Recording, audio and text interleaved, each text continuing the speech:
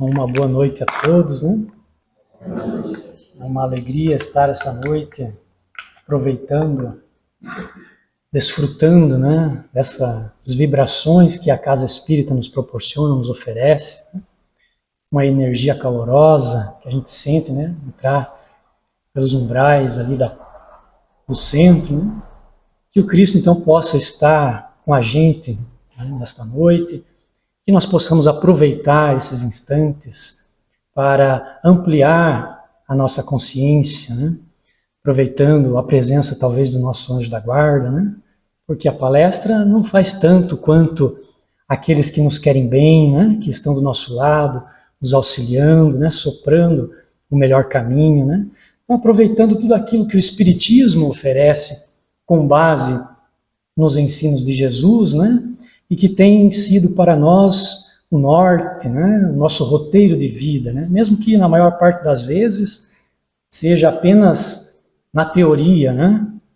Mas nós conhecemos muito do Cristo, estamos bastante sabedores sobre a obra da doutrina espírita, né?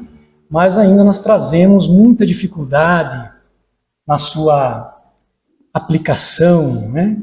Em sermos cristãos, de forma que os nossos lábios eles possam deixar que saiam palavras que sairiam também dos lábios de Jesus, né? Que os nossos olhos possam refletir talvez aquele olhar amoroso do Mestre, né? Quando ele descansava sobre cada um daqueles que o buscavam, não é? Indistintamente, né? E que as nossas ações, não é? Daqui para frente também possam se aproximar um pouco, né? Trazer essa similaridade, possam se espelhar naquele exemplo que Jesus nos trouxe, né? Das coisas que ele fez, né? Ainda nós estamos distanciados de tudo isso. E muitas vezes nos arrependemos de muitas coisas e sofremos e repetimos os mesmos erros, né? E aí nós vamos observando ao nosso redor tanta desigualdade, não é? E vemos tanta competição uns com os outros, né? A irritabilidade, o desejo de vingança, né? O devolver o mal com o mal, não é? Até se nós nos observarmos, a gente sente até uma certa satisfação quando aquele que um dia nos prejudicou, ele tropeça, né? Às vezes a gente dá um sorrisinho no canto, né? Porque ainda nós nos comprazemos nessas nossas divergências, né? Se nós parássemos para pensar, né?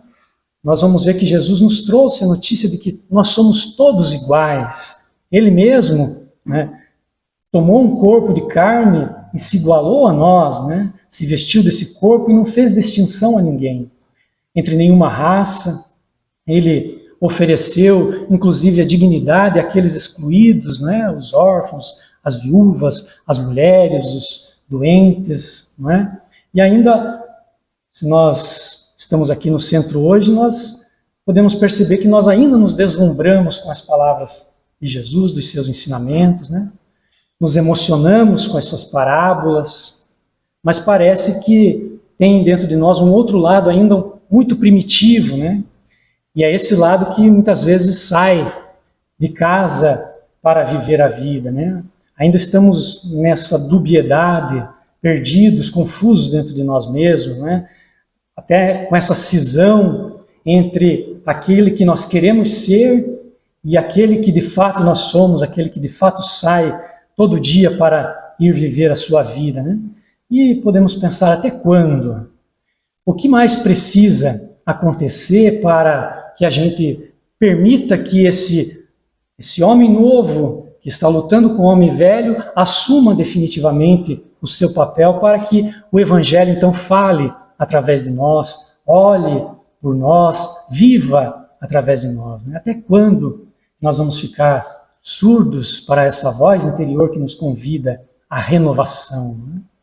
Jesus continua nos chamando, estendendo as mãos, nos convidando a essa renovação, né? Então que a gente saiba, agora com esse contato com a doutrina espírita, com esses eflúvios das vibrações do centro, né? que a gente possa fazer a nossa parte e estender também a nossa mão para pegar a mão dele e seguir nos passos, os seus passos a partir de hoje, né? Nós vamos conversar um pouco hoje a respeito desse tema, né, que foi falado, renovação com Jesus. E para isso, nós não podemos deixar de lembrar a semana que estamos passando, né? O Espiritismo, como todos sabem, não tem nenhum ritual, não segue nenhuma liturgia, né? A gente respeita todas as religiões que assim o fazem, né? Então, mas não tem nenhuma festividade dentro do movimento espírita, né? A festa, como que a festa dos judeus, né? A comemoração da Páscoa, que dura 8 dias, né? Quase todas as festas judaicas duram 8 dias, né? E então nós não podemos deixar de lembrar esse período, né? Essa semana que a Igreja Católica chama de Semana Santa, né? Tem várias simbologias envolvidas, né? Mas nós vamos começar a dizer, lembrando a todos, né, que estudam a doutrina espírita, que nós vamos ver em Jesus o nosso governador espiritual, né? Lá em João, ele vai dizer: antes que vós fosseis, eu era. Não é? E no Monte das Oliveiras, próximo lá da crucificação, ele vai conversando com o Pai, ele vai dizer: Pai, honra-me, como eu te honrei quando conversava contigo antes da criação do céu e da terra. Ou seja, está dizendo ali que ele confabulava com Deus. Nós vemos na doutrina espírita que os espíritos puros veem e compreendem a Deus. Não é? Então ele confabulava, preparando. Então nós vamos perceber que a Páscoa não é uma criação dos homens. Ela não se refere ao momento em que Jesus estava ali, ou mais antes, no êxodo do povo judeu, que era o povo hebreu ainda, né? Ou mesmo muito antes, quando se iniciou lá com Abraão, os pastores que comemoravam as colheitas, né? Então, até uma curiosidade, né? Às vezes a gente pergunta por que a Páscoa não tem uma data fixa, né? Porque lá atrás eles seguiam, e até hoje muitos seguem o calendário lunar, não é? Diferente de nós que seguimos o calendário gregoriano, né? Que é instituído pelo Papa Gregório, né? Por isso gregoriano, não é? Então há uma pequena diferença, e lá atrás eles comemoravam as colheitas, o sol, não é? A fertilidade. Então isso sempre acontecia no equinócio naquele hemisfério, no equinócio da primavera, né? E então a Páscoa sempre se fazia na primeira lua cheia depois do equinócio de primavera, né? Por isso que hoje, né, nós comemoramos, entramos no outono há alguns dias, né? E agora teremos essa lua cheia. Por isso que a Páscoa não se comemora num dia. Até corrobora um pouco para a gente entender por que não é exato o nascimento de Jesus, né? Vejam que na época ninguém sabe o dia exato que Jesus foi crucificado. A gente lembra porque justamente foi numa festa, na comemoração da Páscoa, que Jesus adentrou em Jerusalém e houve todo aquele drama, não é? Então, por isso que é comemorado a Páscoa uma semana mais ou menos depois, no segundo domingo, né? Depois do equinócio, né? E aí a gente pensa, né, que o nascimento de Jesus foi instituído realmente uma data, né, para que se comemore, porque não tem nada para se comparar, não é uma festividade nem nada, né? Então nós vamos ver que essa Páscoa, que tem muita simbologia, né, e que hoje as religiões trouxeram muito do judaísmo, todas essas simbologias, né, com umas certas alterações, né, porque se nós formos ver a Páscoa judaica refere-se justamente ao êxodo, né, à libertação do povo hebreu do jugo dos egípcios, né, quando a palavra Páscoa, que é em hebraico Pessa, se souber pronunciar corretamente, né, ela se refere justamente, essa palavra significa passar sobre, então é uma passagem. Porque lá na 10ª praga, né, a gente não pode chamar de pragas, dizem, Deus mandou as pragas. Como Deus ia mandar uma praga para os seus filhos, né? Então, no 10º sinal, vamos dizer assim, né, seria aquele onde os primogênitos iam perder a vida, né, dos egípcios, e então Deus mandou que o povo, né, os judeus ali, matassem um cordeiro, né, pegassem o sangue do cordeiro, pintassem, né, nos umbrais das suas casas, e por ali o santo, né, o espírito do anjo do Senhor passaria, e ali não aconteceria o assassinato. Né?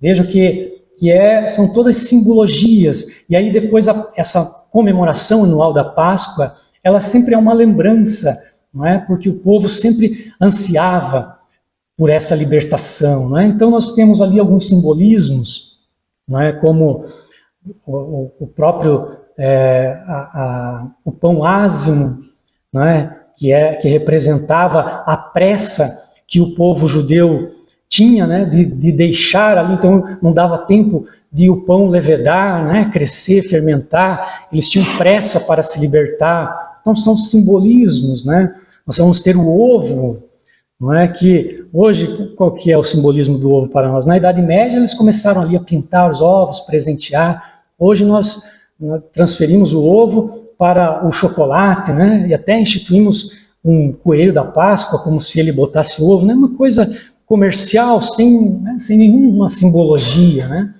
Mas naquela época, para os judeus, e ainda hoje, o ovo representa a vida, né? O nascimento, não é? E também o fato de você, ao ferver o ovo, ele enrijece. Então, para eles lembrarem de todo o sofrimento que eles passaram, né, e que eles tiveram perseverança. Nós temos também ali as ervas amargas para lembrar, né, o sofrimento. Alguns ainda colocam sal para representar as lágrimas. Então, há todo um simbolismo na comemoração da Páscoa. Né?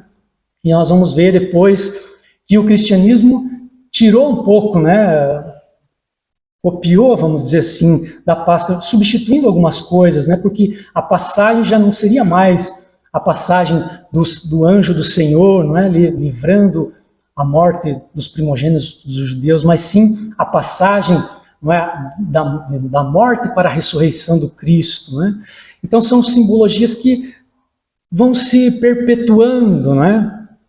E Jesus implantou algumas outras, né? Como por exemplo o lava-pés, que não existe na Páscoa judaica, né? Mas a Igreja Católica tem. Por que Jesus lavou os pés dos discípulos, né? Se nós olharmos, nós pensarmos que naquela época não existia asfalto, não existia calçamento, né? Então, todos os andavam a pé, né? Então, os pés sempre estavam empoeirados. Então, era sempre que chegava na casa de alguém, era oferecido a água para lavar os pés, né? E normalmente os senhores, né, que tinham mais dinheiro, né, tinham mais propriedade, tinham servos e escravos, eram estes que lavavam os pés dos senhores, né? Então Jesus quis mostrar, né, trazendo um pouquinho mais da humildade, né? Ao invés dos escravos lavar os pés, ele cingiu-se, né, com o pano e quis lavar os pés dos judeus, né? Até tem a história de que Pedro disse: "Não, Senhor, o meu você não vai lavar", né? E aí Jesus diz: "Pedro, se você não me deixar lavar o teu pé, então você não terá parte comigo no reino dos céus", né? "Ah, não, Senhor, então pode lavar tudo, né? Da cabeça aos pés", né? Porque a gente pensa que eram todos miseráveis, mas Pedro não era muito miserável, ele tinha uma casa boa. Tanto é que Jesus, muitas vezes, chegou até a morar com Pedro, né? A gente pensa que Pedro morava com a sogra, né? Na verdade, não era ele que morava, era a sogra que morava com Pedro, né? Então ele tinha servos, então Pedro estava acostumado a que os servos lavassem os seus pés, né? Antes de conhecer Jesus. Então por isso que ele relutou em que Jesus lavasse os seus pés, né? Então são coisas que foram sendo incrementadas na Páscoa, né? E se nós olharmos, né, existe o Domingo de Ramos, né? Que passou, acho que é sempre um domingo antes, né? Há uma certa diferenciação, né? Alguns pesquisadores dizem que essa referência ao Domingo de Ramos aconteceu não nas vésperas da Páscoa, mas sim alguns meses antes, né, na festa das tendas, onde Jesus teria entrado também assim, e como ele era um mestre, né, famoso, todos o acolheram, né, da melhor forma possível, né, porque algumas pessoas dizem, olha, mas como é que as pessoas receberam Jesus cantando hosanas, né, com os ramos, colocando tapetes para ele passar por cima ali, e uma semana depois, onde é que estavam as pessoas quando Jesus foi julgado, né?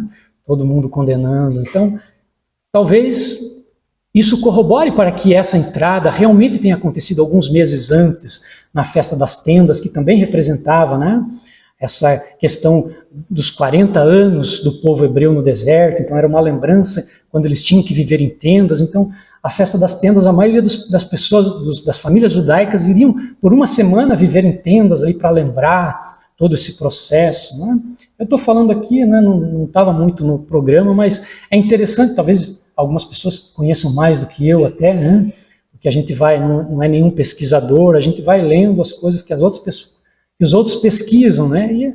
E vai trazendo. Então, se a gente perceber, não é, todo esse simbolismo vem para nos mostrar que Jesus, ele nasceu na manjedoura, trazendo, não é, a lição da humildade, e deixou o corpo físico através da crucificação, né, para nos mostrar, talvez mais, de novo, né, a submissão, mas sobretudo o perdão, não é?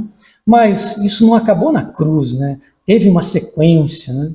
Então nós vamos ver Amélia Rodrigues, por exemplo, quando ela vai tratar desses momentos, falar desses momentos que antecederam a crucificação, ela vai dizer que ele estava ali, havia demorado um tempo com os seus discípulos, dando as últimas recomendações, e depois ele se afastou, como era comum, não é, para o mestre, se afastou para orar, não é? E naquele momento em que ele deixou os seus discípulos, ficou a sós, uma mulher se aproximou dele, né? E ela se ajoelha e lhe diz, Senhor, salva o meu filho. E ali no zimbório das estrelas, iluminado pela luz do luar, ele olha para aquela mulher ajoelhada e pergunta com serenidade, mulher, quem é o teu filho? O meu filho, Senhor, o meu filho é um homem bom, honesto, digno, trabalhador, mas ele foi acusado. Dizem que ele é um ladrão, um salteador de estradas, mas isso não é verdade, Senhor. Ninguém poderia conhecer mais o meu filho do que eu mesma, a sua mãe. E eu posso afirmar que o meu filho é um homem digno. E então ele volve a perguntar, mulher, quem é o teu filho? O meu filho, Senhor, eu o criei na dificuldade comum das mulheres pobres, tendo que lutar pela sua sobrevivência, até que ele se tornou forte e começou a auxiliar-me. E então a nossa vida corria como a vida comum das pessoas que labutam para se equilibrar no mundo. É um homem digno e foi acusado injustamente, Senhor. E mais do que acusado, dizem que ele será crucificado, que ele será colocado no madeiro como o mais ínfimo dos ladrões. Salva-o, Senhor. Eu sei que o Senhor pode salvá-lo. E ele então, pela terceira vez, mulher, quem é o teu filho? O meu filho, Senhor, é um ladrão, um salteador de estradas. Mas ele não é culpado, Senhor, não é. Quando ele nasceu, eu, enlouquecida pela vida que levava, eu acreditei que não poderia cuidar daquele filho, que eu não poderia amamentá-lo, que eu não poderia resguardá-lo do meu lado, e eu decidi então jogá-lo fora, para que ele fosse devorado pelos lobos nas montanhas. E então eu embrulhei o recém-nascido, caminhei até as montanhas, e eu o abandonei, Senhor, sob a luz do luar. E eu o deixei ali para que os lobos, para que ele morresse e os lobos pudessem devorá-lo, e afastei-me. Mas eu fiquei escondida à distância para ver o que ia acontecer com aquela criança que eu estava abandonando. E então eu ouvi algumas vozes e um grupo de homens das montanhas se aproximou, e aquele grupo então percebeu que a criança estava ali, que era recém-nascida, e um deles então pegou nos braços, e eu ouvi uma voz dizer: mas é uma criança, é um menino, foi abandonado, mas nós não podemos deixá-lo.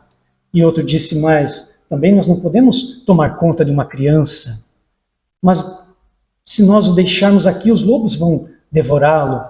Ah, mas se a mãe o deixou, nós não temos culpa. Nós não vamos tomar conta, assumir uma criança. Ah, não, nós não podemos. E a discussão se fez entre aqueles homens que são considerados sem entranhas, sem sentimentos, sem nenhuma noção de fraternidade. Eles discutiam até que um outro aconchegou o menino nos braços e disse: ele não tem ninguém, ele não tem dono, então é nosso. Esse é Barrabás, o enjeitado. O meu filho, Senhor, é Barrabás, que foi enjeitado por mim e foi acolhido pelos salteadores que tiveram muito mais coração do que eu. Mas agora, Senhor, eu suplico, salva o meu filho, porque a partir de agora eu serei realmente uma mãe. Ajuda-me, Senhor. Mulher, vai em paz, eu salvarei o teu filho. Uma promessa feita por Jesus.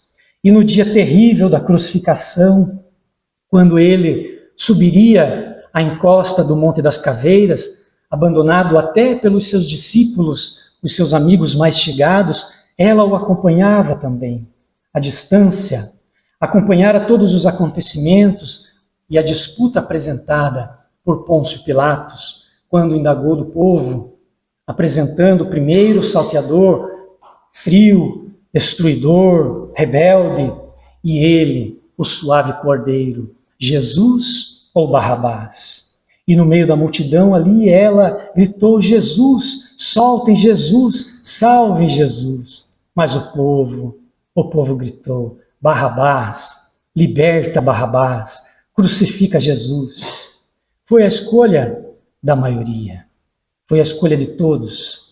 E ela então tombou na terra em lágrimas, suplicando, uma voz que somente ela podia ouvir: não, Senhor, não é assim que eu desejo que salves a vida do meu filho. Não é assim que eu espero que o Senhor o liberte. Não, Senhor, deixe que o crucifique então. Mas ninguém a ouviu. E se ouviu, ninguém se importou. E o Cristo foi crucificado. Foi crucificado, mas não vencido. O vencido, ele está em decúbito dorsal, ele estava de pé, de braços abertos, como a dizer: vinde a mim, todos vós que estáis cansados e sobrecarregados, eu vos aliviarei. Com os braços abertos, dizendo: o meu jugo é suave, o meu fardo é leve. Ainda hoje, quando nós somos apresentados, nos é apresentado o Cristo e Barrabás, que representa todo o materialismo, o poderio momentâneo do mundo, o que é que nós temos escolhido? Por que é tão difícil seguir Jesus? Ele que nos deu uma infinidade de diretrizes, mas a gente ainda não tem coragem de seguir. Então, assim, será que é possível nós agirmos como cristãos nos dias de hoje, nos renovarmos com Jesus? O que é que vocês acham? Os espíritos disseram que sim. Com um esforço insignificante, nós podemos mudar a nossa cerviz, podemos dobrar o nosso coração duro. Foi essa a resposta que eles deram a Allan Kardec na pergunta, na questão 909, quando Kardec questiona se seria possível, seria fácil para o homem mudar as suas más inclinações, as suas más tendências e torná-las boas, e eles disseram que sim, e com um mínimo esforço, com um esforço insignificante, mas quão poucos fazem esforços. Então, com um esforço insignificante, nós podemos deixar de correr atrás apenas dos poderes temporais, das coisas do mundo, que serão confiscadas no momento em que passarmos pela aduana da morte. Não é? Felicidade não é o que nós acumulamos. Se fosse assim, então todas as pessoas ricas seriam felizes. Será? O segredo, talvez, da felicidade seria a gente compartilhar aquilo que temos. Do que adianta ter tudo na vida e desfrutar tudo sozinho? A alegria real é aquela em que nós sentimos quando geramos a alegria no outro, né? Para isso nós fomos criados. E todo o universo, ele é um sinônimo de dar e receber. Quando nós entendemos, não é, essa dinâmica, quando nós começamos a colocar em prática essas orientações de Jesus, nós começamos então a operar essa nossa renovação, operar essa limpeza do nosso coração. Não é? Começamos a entender que a justificativa da bondade, ela está na nossa essência, né? É da nossa natureza, porque nós somos criados por Deus, Deus é amor. Então é da nossa natureza ser bons. É simples, não é? Para isso, talvez nós tenhamos que começar a nos harmonizar, né? Podemos começar pela nossa família, que é o nosso campo existencial, que é a nossa escola maior, não é? E aprendermos a nos posicionar, né? Como construir a nossa vida, aprender a perdoar o passado, não é? Se vê a palavra perdão. A palavra perdão vem do latim perdonare, donatio, dona, ação. Então, assim, donare, per si, doação, o perdão, doação de si. Mas, normalmente, as pessoas ficam muito no perdoar a outro, né?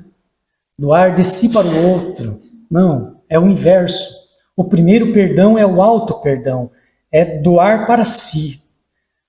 Não é? Porque se você vai doar para o outro aquilo que você constrói em si mesmo, não é? Como diz o ditado, caixa vazia não abastece torneira de ninguém. Né? Então, se você não aprende a perdoar, a se auto-perdoar, qualquer coisa que tenha acontecido, né? Se você não dá de si para si, se você não se dá o direito, puxa, mas eu devia ter feito, mas não fiz, aí fica remoendo o arrependimento, eu poderia ter ido, mas não fui, eu devia ter falado A e falei B, ou não devia ter falado, né? Deixa eu contar uma história para vocês, porque isso mudou a vida de muitas pessoas e continua mudando a vida daqueles que leem os seus livros, né? Henri Dai, ele é pouco conhecido no Brasil, né? Mas ele é um autor que já vendeu mais de 100 milhões de livros pelo mundo. E ele conta, em um dos seus livros, a história da sua vida, né? Ele fala, então, que ele foi abandonado pelo pai, né? Ele é psicólogo de formação, e ele conta a sua história, né? Então ele morava com a sua família, com a mãe, com a irmã, que era um pouco mais velha, né? E um dia o pai saiu para comprar cigarro e nunca mais voltou. Era comum, algumas décadas atrás, né? A pessoa não queria mais a família, simplesmente... E ele sumiu. E ele lembra, né? E fala do medo, da dor, né? Do ressentimento ali que aquilo tudo gerou. Cadê meu pai? E cadê meu pai? O sofrimento da mãe que não sabia, ninguém sabia o que tinha acontecido, né? Já pensava o pior, numa tragédia, né? E ao mesmo tempo pensava que ele poderia realmente ter simplesmente ido embora. Então aquilo era uma dor profunda e ele conta que ele cresceu com essa dor, que abriu uma brecha, né? E ele não conseguia se acertar profissionalmente na vida, ele não conseguia, tudo que ele tentava dava errado, né? Ele nunca ia para frente. Ele tinha consciência disso, né? Ele era como que um fracassado, né? E ele tentava e não conseguia profissionalmente, havia um buraco existencial muito grande, né? Havia uma brecha na sua história, né? E ele não havia conseguido superar, né? Até que um dia ele resolveu fazer uma coisa. Ele contratou um detetive particular, né, nos Estados Unidos, né, há muitos anos atrás. Né? Isso era muito comum, né?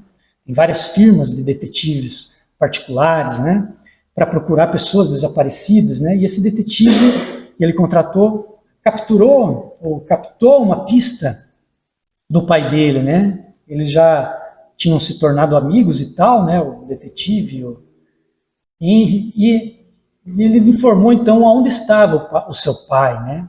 Ele disse, olha, eu tenho um endereço do seu pai. E contou para ele toda a história, né? Tudo que havia acontecido. E assim, ele descobriu que o pai tinha casado novamente, né? Não foi sequestrado, nem assassinado, nem nada, né? O pai tinha fugido, tinha casado, tinha constituído outra família, e ele estava com o endereço do pai, né? E aquilo lhe pareceu uma coisa aterrorizante, né? Um adulto como ele parecia uma criança ali, diminui, né? Não conseguia entender o porquê, né? Como é que um homem poderia ter sido tão cruel a ponto de abandonar ele, abandonar a família, abandonar todo mundo, né? E ele ficou então durante muito tempo, vou visitar o meu pai, vou procurar, não vou procurar, né? E aquilo corroendo, corroendo. E resumo da história, ele tomou coragem e foi. E chegou no endereço proposto, né? Que tinha descoberto, né? Chegou perto e ele fala, eu cheguei na frente de onde eu vi que o meu pai estava, ou pelo menos imaginava que ele estava, né? Então eu tomei coragem, me ajoelhei e comecei a conversar num cemitério. O pai tinha morrido algumas semanas antes do detetive ter encontrado, né? Então no início ele fala, eu olhava para aquela lápide, mas caramba, o meu pai está aqui, e ele falou que ele tinha brigado, né, se desconectado da vida, não acreditava mais em Deus, né, ele não acreditava em nada disso, né, Deus não existe. Mas naquela hora, ele diz, eu queria acreditar em Deus, né, eu queria ter uma ideia do porquê daquilo tudo, né, então ele começa a chorar, ele chorou, e aí ele fala que naquele momento ele teve a experiência que mudou a sua vida, né, e tem mudado a vida de muitas pessoas, através dele mesmo, né? E ele conta que ele sente uma presença que ele nunca tinha sentido na vida, nas costas dele, né? E aí ele fica todo arrepiado. Ele que era cético, totalmente cético, né? Não acreditava em nada daquilo, espiritualidade, né? De repente ele sentiu uma presença, e no que ele sentiu a presença ele disse, é coisa da minha cabeça, né? Psicólogo, né? Eu estou criando tudo isso. E ele então sente que a presença, ele havia chorado, mas ele sente que a presença chorava copiosamente, e por algum motivo ele achava que era a alma do pai dele, que estava ali pedindo perdão a ele. E ele vira as costas, então eu falei, eu não vi nada, mas eu sentia que ele estava ali. Eu queria ir embora do cemitério e não conseguia ir embora. Eu estava com medo, assustado, eu não conseguia sair dali, né? E depois de um tempo ali, naquele duelo interno muito grande, ele vai e começa a conversar com aquela pseudo-presença, né? E pensando como psicólogo, né? Se for coisa da minha cabeça, eu vou conversar com ela, né? E se for algo que eu não conheço, eu vou conversar da mesma forma. E começou ali, pois não é que eu queria que o senhor não tivesse ido embora, né? Eu só queria que o senhor tivesse explicado por que o senhor nos abandonou, né? O senhor tinha todo o direito de ser feliz. Não era obrigado a ficar do nosso lado, mas fazer o que fez, né? Sabe? Não é raiva, não. É porque eu te amo, pai. E eu lembro que quando você brincava comigo, quando criança, e aí ele precisou falar, né? E se você está aqui, eu queria que você soubesse que eu te perdoo. Mas eu queria que você tivesse tido uma última conversa, nem que fosse como essa, nossa, né? E aí então ele fala que ele sentiu que a energia se foi. E aí ele fala que a partir daquele momento a sua vida começou, não é? E por que eu trouxe essa história? Porque nós ainda muitas vezes guardamos tanta mágoa, né? Nós tropeçamos ao longo da nossa história, né? Outras pessoas também tropeçam, e aí muitas vezes nós ficamos brigados, e aí o marido vai dormir brigado com a esposa com o marido, né? Os filhos, né, criam muros entre os pais, são as mágoas, né? E como consolador, o Espiritismo vem nos mostrar que a dor, a tribulação, ela vem para nos fazer despertar para essa renovação, mostrando que as dificuldades, as situações delicadas, os desafios, tudo isso nos oferece experiências, né, para o nosso aprendizado, né, que se nós soubermos nos conduzir através delas, elas nos elevarão a patamares mais altos de entendimento, de compreensão das leis de Deus. Por isso que as experiências atuais que nós temos, elas serão compreendidas, a maioria delas, apenas mais tarde, né, quando nós tivermos de dar conta da nossa administração, né, dar conta a respeito do que nós temos feito, dos postulados do Evangelho, da doutrina espírita que nós temos recebido, né, do amai-vos uns aos outros, para que todos saibam que sois meus discípulos, né, ou da notável orientação, não fazer ao outro o que não deseja para si, né, e tantas outras que Jesus discorre no seu sermão profético, né, dar a capa, andar o dobro com o amigo, amar os inimigos, né, bendizer aqueles que nos maldizem. Então, o que nós estamos feito com relação a tudo isso? Porque nós fomos aquinhoados. Eu costumo dizer que nós somos privilegiados, porque nós recebemos todos esses valores excelentes do reino dos céus, que estão refletidos na doutrina espírita e que hoje nós temos a oportunidade de conhecer. Através da mediunidade que nos abriu as portas do infinito, nós sabemos que a vida física é apenas uma viagem que nós realizamos na indumentária carnal, né? A qual nós teremos que deixar ao desencarnar, né? Porque nem esse corpo é nosso, ele volta à energia universal, a essência permanece, o espírito imortal. E o que é que nós estamos fazendo dessa essência, né? Por que é tão difícil a renovação interior para melhor, né? Por que dia sim, outro também, nós nos vemos envoltos nos melindres dos relacionamentos, sem a tolerância preconizada pelo Evangelho, com as cobranças afetivas, né? Com as nossas exigências em relação ao outro, exigências passionais, a necessidade do controle de tudo, né? E nós que estamos aqui hoje, né, que temos esse contato com o Espiritismo há muitos anos e que ainda não conseguimos nos renovar, né? E volta e meia nos entregamos à raiva, à irritação, à intolerância, né? Então, essa mesma intolerância que nós defendemos com unhas e dentes o nosso ponto de vista, né? Tudo em poucos segundos isso acontece na nossa vida, né? As pessoas nem precisam pisar muito no nosso calo para a gente mostrar quem nós realmente somos, né? Demonstrando que todo esse tempo de contato com a doutrina espírita e conhecimento do cristianismo não foi suficiente para sedimentar as bases dessa necessária renovação interior com Jesus, né? Falando ao povo, Jesus disse: eu sou a luz do mundo, quem me segue nunca andará em trevas, mas terá a luz da vida. O que é seguir Jesus?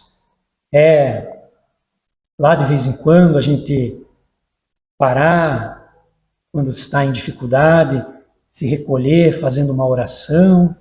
É vir no centro espírita semanalmente? Será? Eu penso que não é apenas isso. É no dia a dia, em qualquer situação, estarmos pensando em Jesus, pensando no bem, na paz mundial, é tolerando aquela pessoa difícil, é devolvendo o mal com o bem, é nos libertando do apego, vencendo o desejo de reagir, não é? É, como diz a oração atribuída a Francisco de Assis, né? Levar o contraste positivo nas situações em que o mal ainda predomina, né? É agradecer a tudo. Paulo diz: em tudo dai graça, porque essa é a vontade de Deus em Cristo Jesus para convosco. Então, é esse o pensamento que nos liga ao Criador, como disse Luiz no começo, né? Isso é seguir Jesus. E nesse exercício de caminhar com Jesus, nós vamos então garantindo que a nossa alma, nos momentos desafiadores, nas provações, ela esteja plena de virtudes, esteja plena de amorosidade, para que nós possamos renovar as nossas atitudes, né? E quando então nós somos chamados para retornar ao plano espiritual, não vamos ter medo. Allan Kardec questiona na pergunta 691, qual que é o sentimento que predomina na maioria dos homens no momento da morte? O medo, o terror, o temor, a descrença ou a esperança? A dúvida ou a esperança? E os Espíritos vão dizer o quê? O temor nos culpados, a dúvida nos céticos empedernidos e a esperança nos homens de bem. Porque lá, no reino pós-vida, nós vamos encontrar o resultado da nossa escolha, das nossas ações. E se nós, então, procuramos caminhar com Jesus, fazendo essa renovação interior para melhor, nós nos tornaremos, inevitavelmente, homens de bem, né? Mas se porventura estivermos perdidos no caminho, né? Porque nós estamos tão acostumados a errar, tão condicionados a fazer coisas erradas, né? Se nós nos percebermos nesse caminho, nos descaminhos, como diz Joana de Anjos, né? Nós podemos lembrar a mensagem, nós podemos lembrar que a mensagem de Jesus não termina na cruz, porque depois da sua crucificação, na terceira madrugada, Maria Madalena, junto com outras mulheres, foram até o sepulcro, levar os ungüentos para preservar o cadáver, né? E elas perceberam ali a mó de pedra que fechava a tumba, ela estava rolada, então perceberam que o corpo de Jesus não estava lá. As outras correram para contar que Jesus havia desaparecido, e Maria então fica ali chorando, e ela percebe alguém ali, uns dizem que era o guardador do cemitério, o zelador dos jardins. Ela olha e grita: Senhor, diga-me, onde o puseram? Ele se volta e ela então o reconhece e diz: Rabone, diminutivo de Rabi, mestrezinho, não me toques, ainda não estive com meu pai. E aí ele orienta: vai e leva a boa nova aos companheiros assustados. E ela então desce o outeiro, que ficava pouco distante de Jerusalém, e ao entrar à porta ela diz a Maria de Nazaré: Senhora, eu o vi. E Tomé lhe diz: imagina, a ti que ele iria aparecer? Se ele fosse de voltar, ele voltaria a Maria, sua mãe, ou a Pedro, que era o líder, ou a João, que era o discípulo amado, não a ti. Mas ela não se importou e Maria diz: eu acredito em você. E até que Jesus então encontra-se com os apóstolos e diz: vem, Tomé, toca-me, para que tu vejas que sou eu. A ti eu digo: bem-aventurado o que não viu e creu, mas ai daquele que viu e ainda duvida. E nós, que temos visto e percebido todo o Evangelho de Jesus, que temos esse contato, por que ainda duvidamos da necessidade de refazer os nossos caminhos, de dedicarmos um pouco mais para fazermos um mínimo esforço de transformação interior para melhor, de renovação com o nosso Senhor, que veio justamente trazer essa mensagem. O Espiritismo desceu Jesus da cruz e ele nos mostra um Jesus imponente, que é o governador da terra e que nos trouxe a mensagem de amor. Ele é o nosso Senhor, o nosso mestre. Hoje a gente vê, né? A gente estuda sozinho, tão poucos mestres existem, mas nós nos esquecemos de ir em busca deste nosso Senhor. Como diz Rabindranath Tagore, ainda que eu tivesse o mais doce dos risos, nada seria diante do meigo fulgir do sorriso do meu Senhor. E se eu andasse por todos os caminhos, e as mais ásperas estradas eu partilhasse, outra vez eu as andaria para encontrar o meu Senhor. E ainda que eu nada possuísse, nem um lar, nem um jardim, nem mesmo uma única rosa, ainda assim, a minha sorte seria ditosa, pois tenho o meu Senhor. E se eu viver 1000 vidas e outras tantas viver ainda, nem mesmo assim saberei dizer como é grande o meu amor que sinto pelo meu Senhor. E se eu me perfumasse de murta e jasmim, sândalo ou pinho, nem assim essas fragrâncias lembrariam o suave perfume do meu Senhor. E ainda que eu usasse veludos e sedas, e a minha casa adornasse com o mais rico cetim, nem assim seríamos dignos do meu Senhor. E as palavras que eu falasse, por mais belas que fossem, pobres seriam para descrever o que o meu Senhor faz por mim. Transmuta-me em cântaro, e cântaro eu sou, para recolher a chuva e saciar a sede. Transforma-me em planta, e planta eu sou, fazendo de mim a rosa perfeita do amor e da paz. Versos, Senhor, eu te faço, música para ti eu canto, lágrimas eu choro, o riso que esconde em dor o pranto. Ah, meu Senhor, perdoa o teu cantor pelos versos tão pobres e palavras tão mesquinhas, de rimas pequenas, para cantar-te todo o meu amor. Que esse momento glorioso que é celebrado, o final da missão de Jesus aqui na Terra, possa penetrar no nosso coração, que a nossa família perceba que a festa é interior, é íntima, quando nós mostramos e nos tornamos cartas vivas de Jesus, nem que seja algumas linhas, né? Nós podemos, com um mínimo esforço. Muito obrigado pela atenção de todos, né? Até uma próxima oportunidade.